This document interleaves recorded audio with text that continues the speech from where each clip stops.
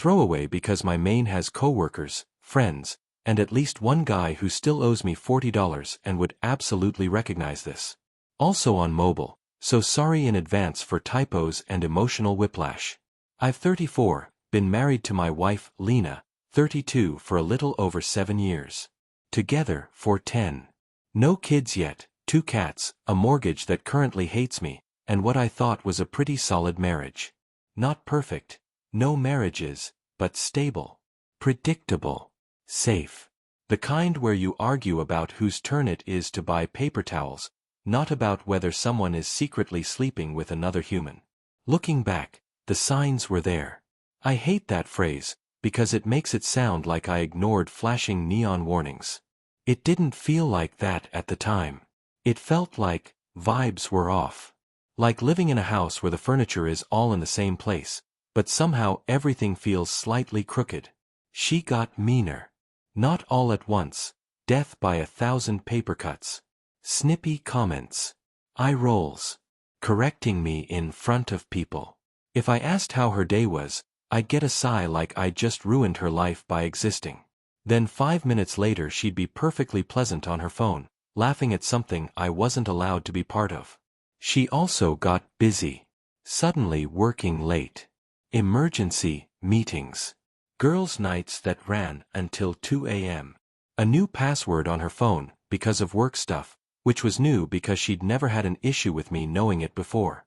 When I asked about any of this, I got the classic combo: denial, deflection, and a bonus accusation that I was being controlling.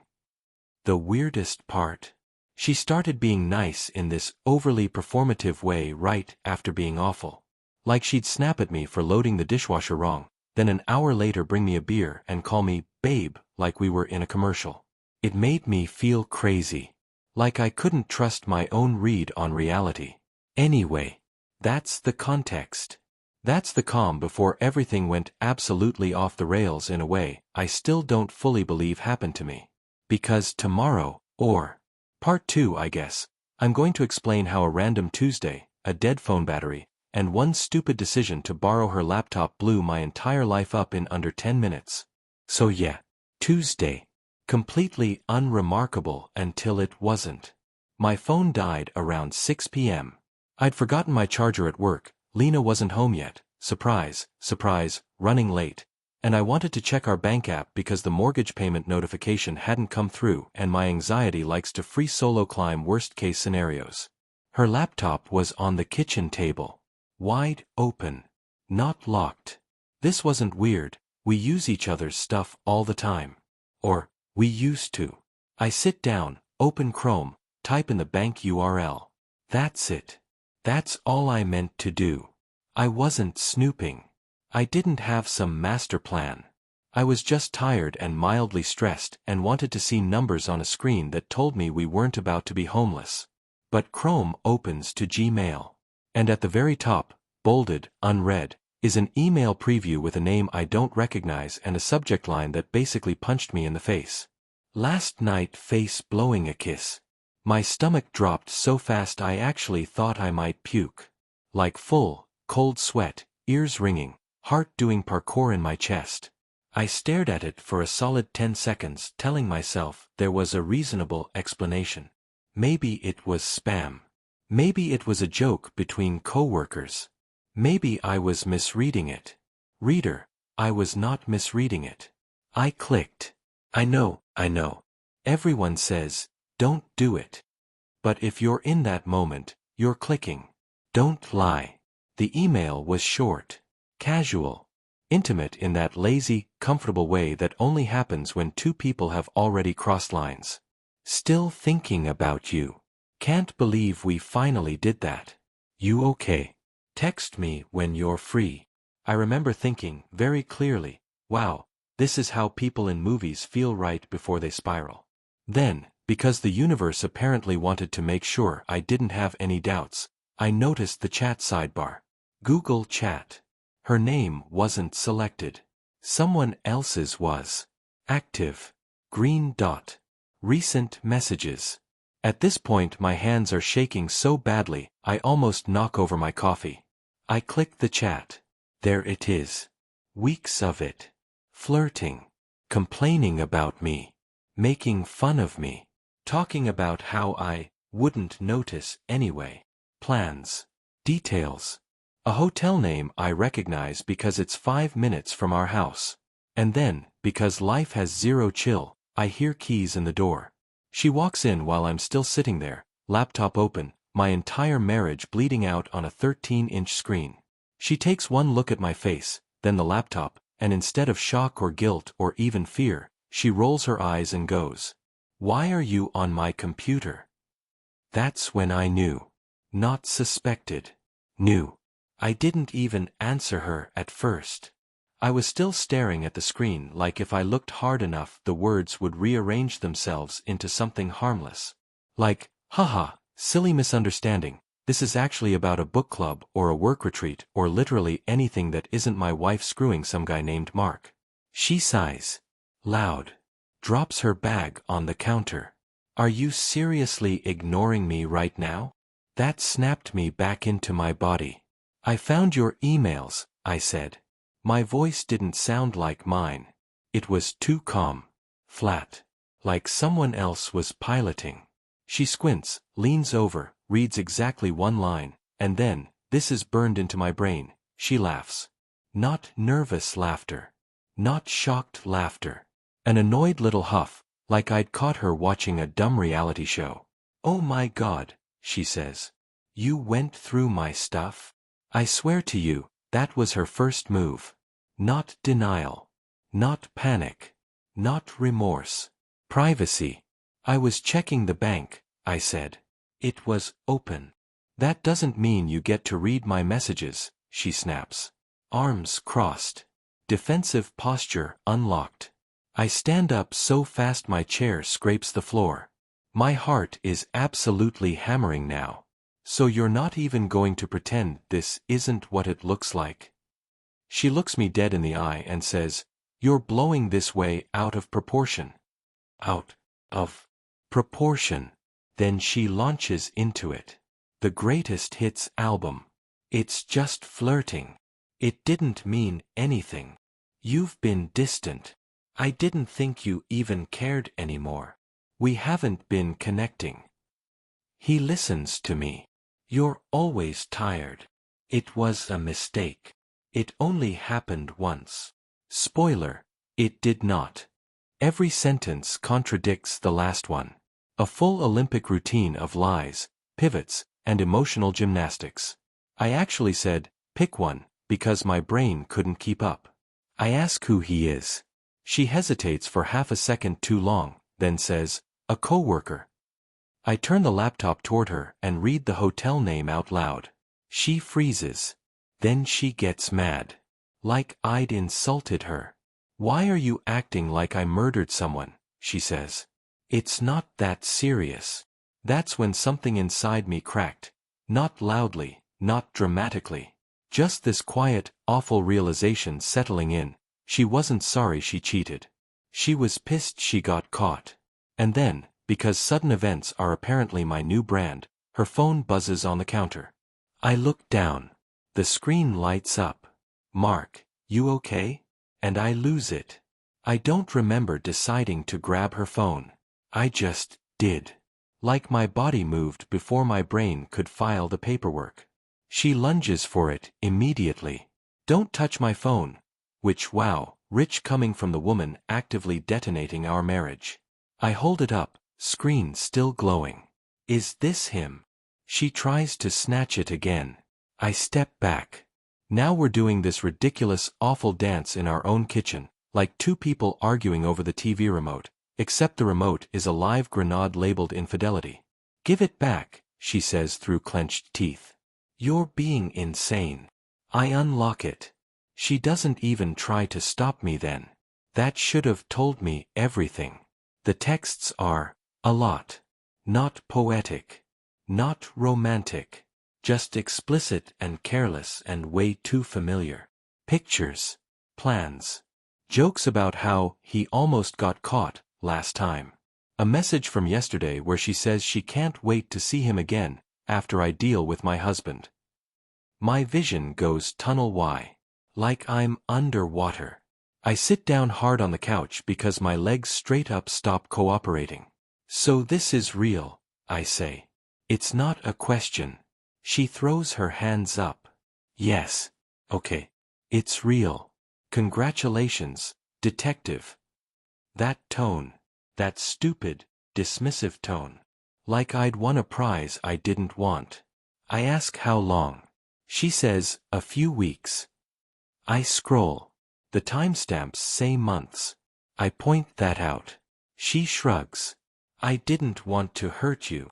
I actually laugh. Like a sharp, broken sound that surprises both of us. You're actively hurting me right now. Well, what do you want me to say? She snaps. You haven't exactly been perfect either. There it is. The pivot. Suddenly, this is a performance review of me. She starts listing grievances like she's been saving them up just for this moment. I work too much. I'm emotionally unavailable. I don't plan enough date nights. I don't compliment her like I used to. I don't fight for her. At some point she says, I felt neglected. I say, so you fucked someone else? She explodes. Calls me dramatic. Says I'm obsessed with the physical part. Says relationships are more complicated than that. Says monogamy is kind of a social construct anyway. This is new information, by the way. Would have loved the memo before the vows. Then, out of nowhere, she starts crying. Full-on tears. Sits at the kitchen table, head in hands, shaking. If this were a movie, this is where the music would swell and I'd comfort her. I feel nothing. Just hollow. She looks up at me with red eyes and says, I didn't plan for this to happen. I say, very quietly, you booked a hotel. She goes silent. That's when it hits me, not just that she cheated, but that she rewrote reality in her head to make herself the victim. And that the woman crying in front of me was not the woman I married. Then another sudden thing happens, because of course it does. There's a knock at the door. And she goes pale. I think, she says slowly, standing up, that might be Mark. Yeah. Apparently the night was just getting started. I just stared at her. What do you mean, might be Mark? She wouldn't look at me. That alone told me everything. She walks toward the door like she's on autopilot, then hesitates, hand hovering over the handle. He was nearby, she says. We were supposed to talk. I bark out a laugh. It sounds unhinged even to me. In my house. He doesn't know I told you yet, she mutters, like that's the real problem here. The knock comes again. Louder this time. Confident. Like whoever's on the other side belongs here. Something feral wakes up in me. Not violent, just this deep, animal-level no. I step between her and the door. No, I say. You don't get to invite your affair partner into our living room like this is a fucking sitcom. She finally looks at me then, eyes flashing. You don't get to tell me what I can and can't do. That sentence. That exact sentence. It felt like the final brick being yanked out of the foundation. The knocking turns into, Lena. From the other side. So yeah. He knows her name. Great. I open the door before she can stop me. Mark is painfully normal. Early 30s. Decent haircut. Hoodie.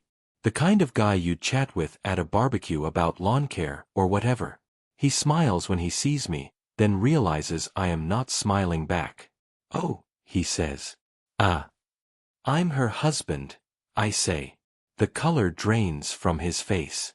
Like instant regret speedrun. Oh man, he says. I didn't know. Yes, you did. I cut in. You joked about me in your texts. Lena makes a noise behind me. Why are you doing this? Mark's eyes flick between us like he's watching a tennis match he didn't buy tickets for. Look, I should go, he says, already backing away. Yeah, I say. You should. He leaves. Fast. Doesn't even try to argue. Just turns and walks down the driveway like he forgot something on the stove. I close the door. The house is dead silent except for the fridge humming, completely unbothered by the collapse of my life. Lena explodes. That was humiliating, she says. What is wrong with you? I just stare at her. Really look at her. The woman who just tried to sneak her boyfriend into our home and is now mad at me about it. I think, I say slowly, we need to stop pretending this is salvageable. She crosses her arms. Defensive again. So that's it? You're just giving up. Giving up. After everything, that is the word she chooses. And that's when I realize something else, something cold and clarifying. She thought she still had control of this situation. She was very wrong. Something changes in me after she says, giving up. It's like a breaker flips. The panic quiets. The rage cools into something sharp and focused. I stop trying to make her understand, because I finally get that she doesn't want to. I'm not giving up, I say. I'm opting out. She scoffs. Actually scoffs. Wow. So dramatic. I walk past her into the bedroom and start pulling a duffel bag out of the closet. I don't even know what I'm packing at first. Just grabbing clothes, socks, a hoodie, anything to keep my hands busy so I don't scream.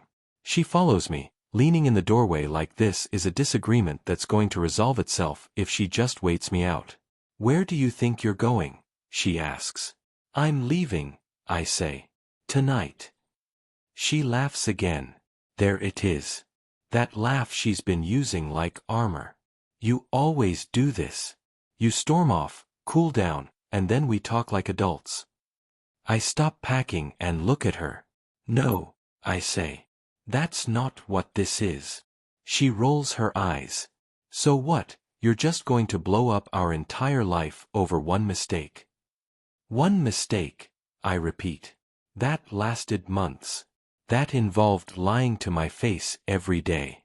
That almost walked into our house. She opens her mouth, then closes it. Tries a new angle. Okay, she says, softer now. Let's just slow down. You're emotional. We can go to counseling. People work through this all the time. This part messes with me the most, honestly. The sudden calm. The rebrand. Like she didn't just spend the last hour minimizing, gaslighting, and blaming me. Do you even want to be married to me? I ask. She hesitates. Just for a second. That's all it takes. I want things to be better, she says carefully. I nod. That's not an answer. She snaps again.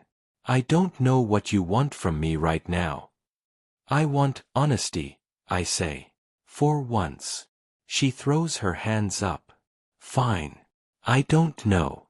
I'm confused. Is that what you want to hear? No. Not really. Because in that moment, I realize I'm the only one in this room actually losing something. She's upset about consequences. I'm grieving a future that just evaporated. I zip the bag. She watches me, finally understanding that this isn't a bluff. You're really leaving? She asks, voice tight. Yes. Where are you going to go? I think about it for half a second. Anywhere you aren't. As I walk past her toward the door, she says, You're making a huge mistake. I pause. Turn back. Look at her one last time that night. No, I say. You already did. And then I walk out, heart pounding, hands shaking, with nothing but a duffel bag and the sudden, terrifying freedom of having no idea what comes next. I sat in my car for a full 5 minutes before turning the key.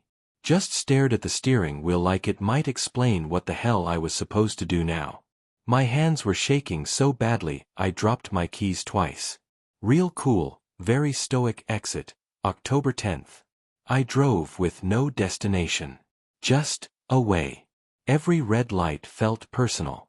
Every song on the radio was either about love or betrayal or some upbeat nonsense that made me want to drive into a lake.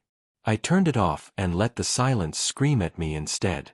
I ended up in a grocery store parking lot at like 10 p.m. Why? No idea. I didn't need groceries. I just needed a place where nobody knew me and nothing was expected of me.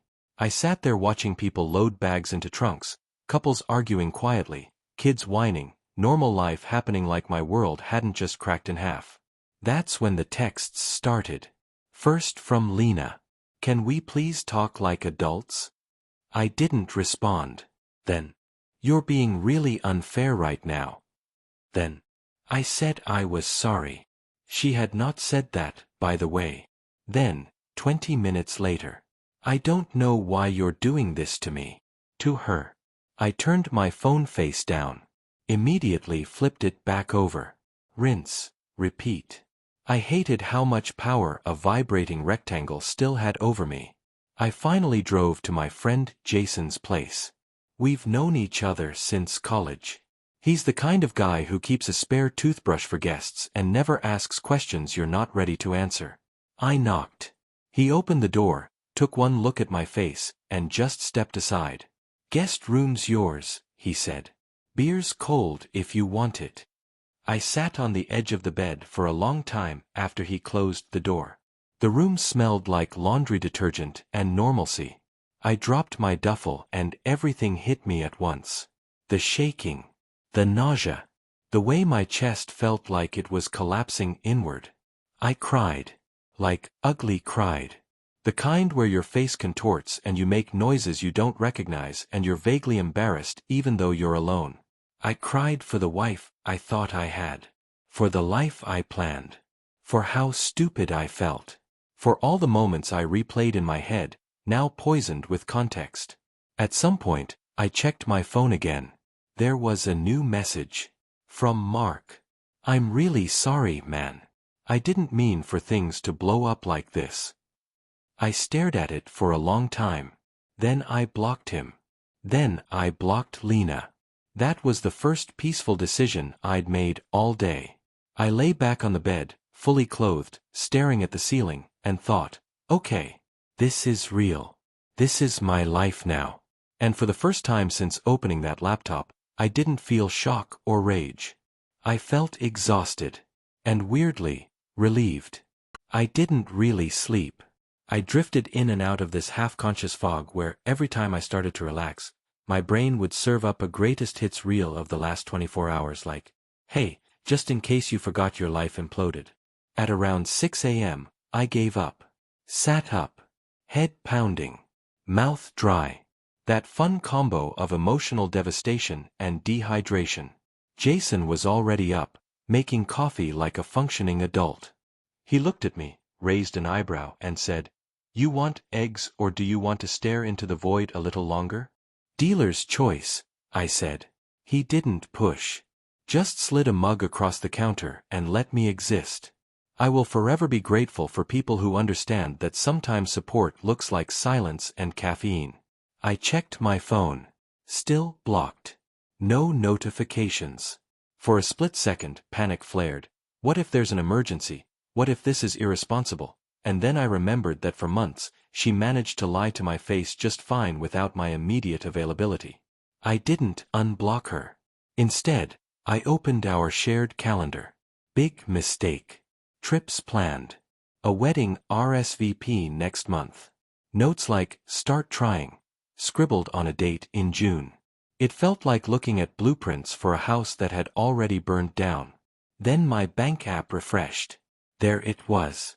A charge from the hotel. Pending. Our joint account.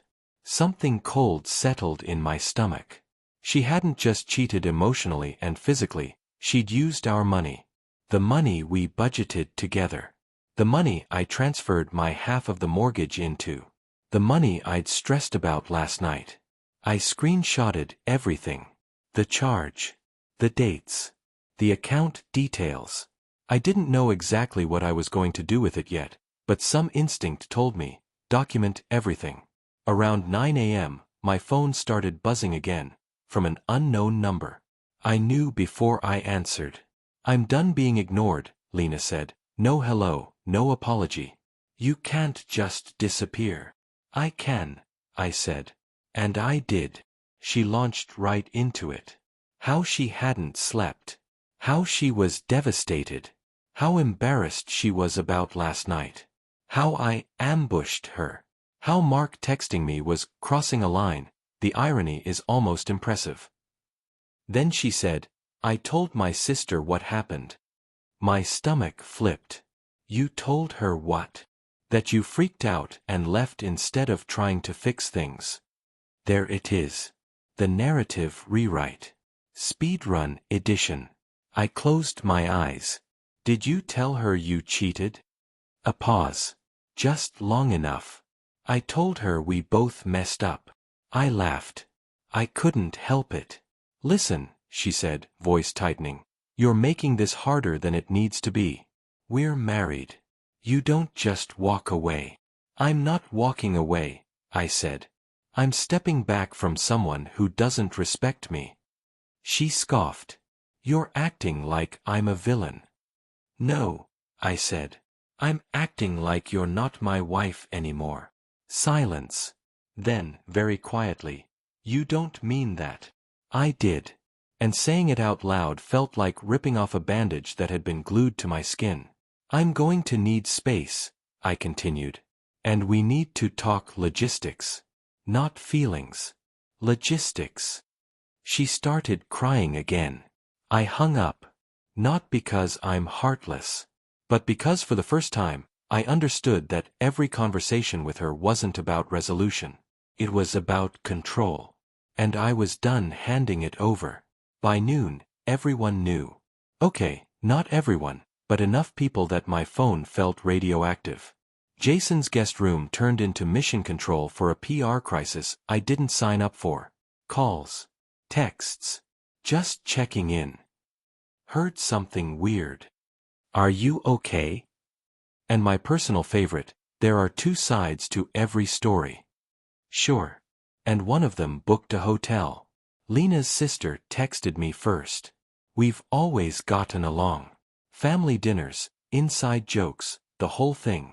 Her message was polite but pointed. I heard things are rough. Lena says you left and won't talk to her. That doesn't sound like you. I stared at it for a long time. Then I typed, deleted, typed again. She cheated on me for months. I found out yesterday. 3 dots appeared. Disappeared. Appeared again. Oh, she finally replied. She didn't say that. Of course she didn't. Then my mom called. I didn't answer. Not yet. I wasn't ready to hear her voice crack, or worse, try to fix it. I needed to stay functional, not comfort someone else about my own wreckage. Jason came home from work early, took one look at me hunched over my phone, and said, You're doom scrolling your own divorce, aren't you? Potential divorce, I said weakly. He snorted. Buddy. We ordered greasy takeout and he forced me to eat. At some point between fries and a lukewarm burger, he asked, What do you actually want? I opened my mouth to answer and realized. I didn't know. I wanted the pain to stop. I wanted the last 10 years not to feel like a lie. I wanted answers I knew wouldn't help. I don't want to be married to someone who can look me in the eye and lie like that, I finally said. He nodded. That's a solid baseline. That afternoon, Lena emailed me. A long one. Subject line, please read. I did. Against my better judgment. It was a masterpiece of selective accountability. She admitted to poor choices. Emphasized how lost she'd been. Brought up my work hours again. Mentioned her fear of confrontation. Never once said the word cheating. Definitely never said I'm sorry for betraying you. She ended it with, I believe we owe it to our marriage to try. I closed the laptop and felt something unexpected. Clarity. Not peace. Not forgiveness. Clarity. Because I realized that if I stayed, this would become the story forever. The thing she did but we moved past. The thing I'd be expected to stop bringing up.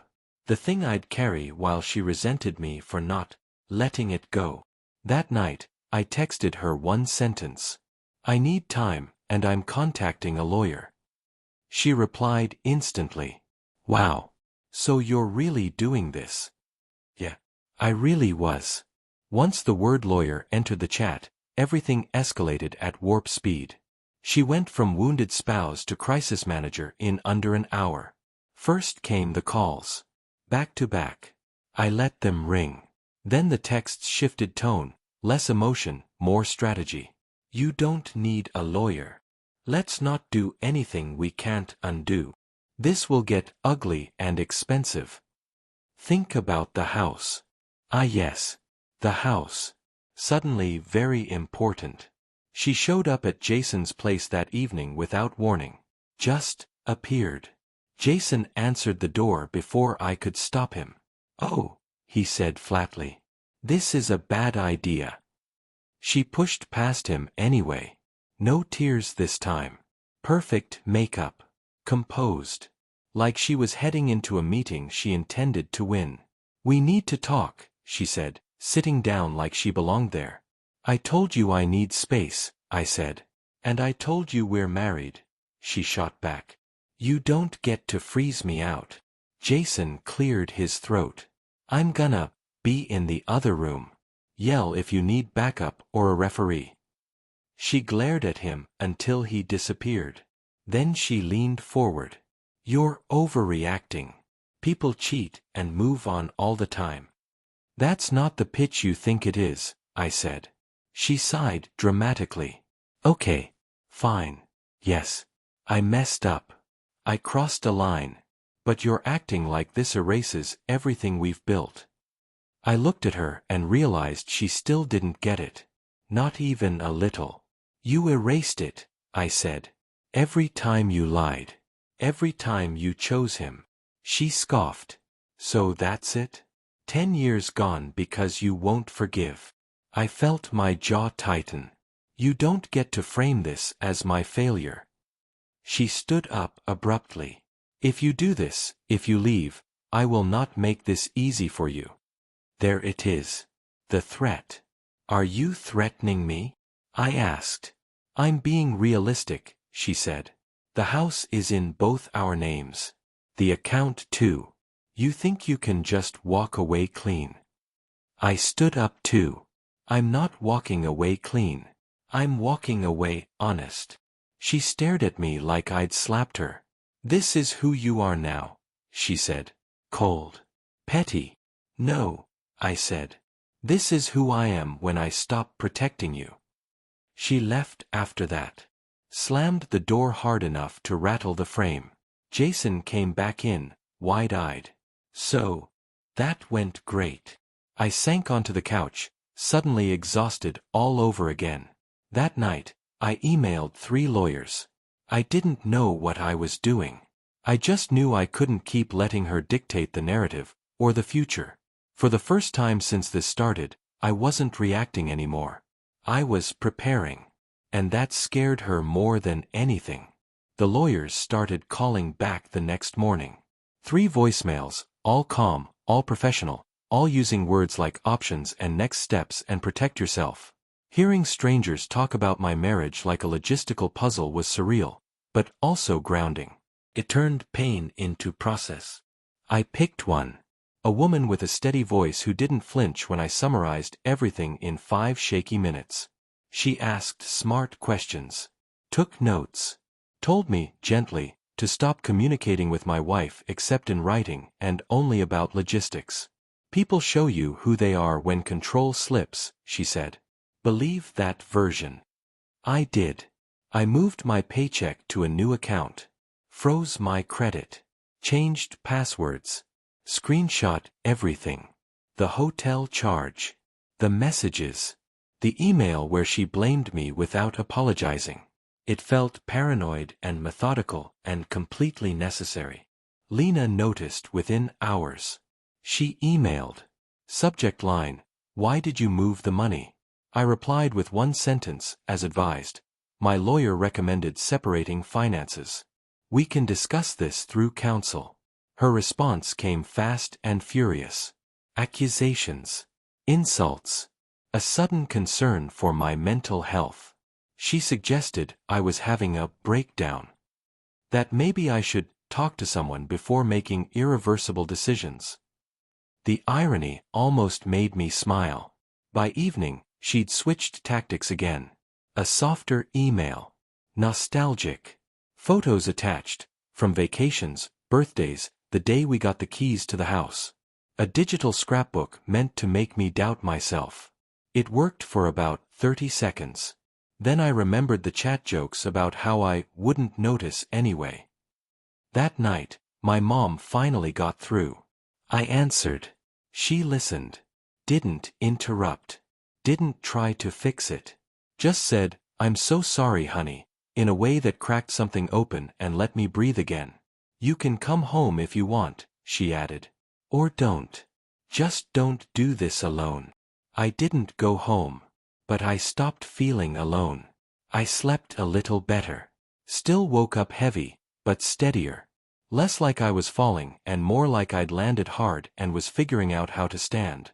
And in the quiet between emails and phone calls and legal jargon, a small, stubborn truth kept resurfacing. I didn't miss her. I missed who I thought she was. That realization hurt.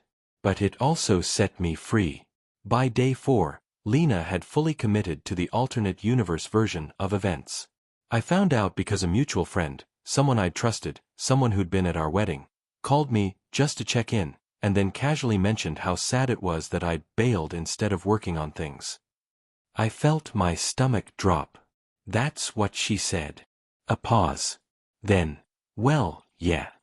Cool. Love that for me."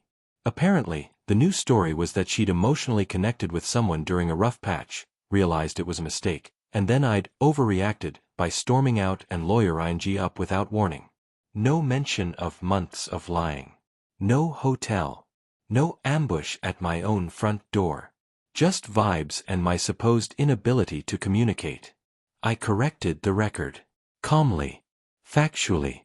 There was a long silence on the other end of the call, followed by, "Oh. That's not what she said." "Yeah. I know." That same afternoon, Lena emailed again, short this time. "We need to talk about the house. I don't want to lose it because you're angry." I stared at the screen and felt this weird, almost academic fascination. How she framed everything as my emotion. My anger. My impulsiveness. Like if she could label my reaction as irrational, she could disqualify it entirely. I replied with logistics only. Buyout options. Appraisal. Timeline. No feelings. No commentary. She called immediately. I didn't answer. She texted. "This is cruel. Cruel." I sat there thinking about all the tiny lies I'd swallowed over the past year. The way I'd apologized for things I didn't do just to keep the peace. The way I'd started second-guessing my own instincts because she always sounded so sure. That's when it hit me, this didn't start with Mark. The cheating was just the loudest symptom. The real betrayal was how small I'd let myself become trying to make her comfortable. That night, Jason asked if I wanted to grab a drink. Just one. Somewhere normal. I said yes. At the bar, surrounded by strangers laughing too loud and living lives that hadn't imploded, I felt something unfamiliar. Distance. Not numbness. Perspective. Like the story was finally happening to me instead of inside me. I checked my phone once. No messages. No emergencies. And for the first time since this all began, I realized I wasn't waiting for her to say the right thing anymore. Because there was nothing she could say that would make me unsee who she'd shown me she was. And once you see that, you don't go back. Up until this point, everyone kept asking if I was angry. I wasn't. Not really. I'd been shocked, hurt, disoriented, deeply sad. But anger? It was like it missed its flight and got rerouted. Then it showed up all at once on a random Thursday afternoon while I was folding laundry at Jason's place. I found one of her socks in my duffel bag. No idea how it got there. It was gray, stupidly soft, the kind I'd bought her because she complained cheap socks ruined her day. And something in me just snapped. I sat down on the bed and let myself replay everything without filtering it through grief or self-blame. The eye rolls. The contempt. The lies delivered with confidence. The way she'd made me feel needy for wanting basic honesty. The way she'd cried on cue when it benefited her and went ice cold when it didn't. I wasn't angry because she cheated. I was angry because she never planned to stop. If I hadn't clicked that email, if I hadn't been dumb enough or lucky enough, this would have continued. She would have smiled at me, slept next to me, talked about the future, all while actively betraying me and mocking me for not noticing. That's when the anger settled in. Not explosive. Focused. I emailed my lawyer again. Asked about next steps. Asked about documenting emotional abuse patterns, not just infidelity. Asked how to protect myself if she escalated. Because she was escalating. That evening, she sent me a message from a new number. I don't recognize the man you're becoming. I laughed out loud. I typed back one sentence, then deleted it. Typed another. Deleted that too. In the end, I didn't reply. Because here's the thing I finally understood. My silence wasn't cruelty. It was boundaries. And boundaries feel like violence to people who benefited from you having none. I threw the sock away. Not out of spite. Out of clarity. I thought the worst of it was over. That was naive. A week after I moved out, she requested a final conversation. Not counseling. Not reconciliation. Just closure. She promised she'd respect boundaries. She even CC'd my lawyer on the email, which I'm pretty sure was supposed to make her look reasonable. Against my better judgment, and with my lawyer's blessing, provided it was in public, I agreed. We met at a coffee shop halfway between our places. Neutral ground. Witnesses. Bad espresso. She was already there when I arrived. Sitting straight. Hands folded. Calm in that unsettling, rehearsed way. She looked good. That used to matter to me. It didn't anymore. We exchanged the most awkward hug in human history and sat down. She started strong. Apologies. Real-sounding ones. She said the word cheated. Said she was ashamed. Said she hated how things ended. For a minute, I felt that old pull, the desire to believe her, to let this end softly. Then she pivoted. I just don't understand why you won't even consider trying, she said. People grow from this. I was willing to fight for us. There it was. The quiet reframe. She cheated, but she was the fighter. I considered it, I said. And I decided I don't want a marriage where trust is optional. Her jaw tightened. So you're just done. No room for forgiveness. I forgave you, I said. I just didn't stay. That confused her. I could see it. In her world, forgiveness meant access. She leaned in. Lowered her voice. Do you know how this makes me look? And that was it. The final nail. Not how this feels. Not what I did to you. How it made her look. I don't care, I said. Not angrily. Just honestly. Her eyes flashed. So I ruined everything? No, I said. You revealed it. She stood up abruptly, chair scraping. I hope you're happy. I took a sip of my terrible coffee. I'm getting there. She walked out without looking back. I sat there for a while after. Let the noise of the place wash over me. Felt something settle into place. Closure didn't come from her apology. It came from realizing I no longer needed her permission to move on. One part left. It's been a few months now. The divorce is moving forward in that slow, bureaucratic way that makes pain feel like paperwork. The house is being appraised. The accounts are separated. Our lives are being untangled like headphones that lived too long in the same pocket. People keep asking how I'm doing. The honest answer? Better than I expected. Worse than I hoped. But real.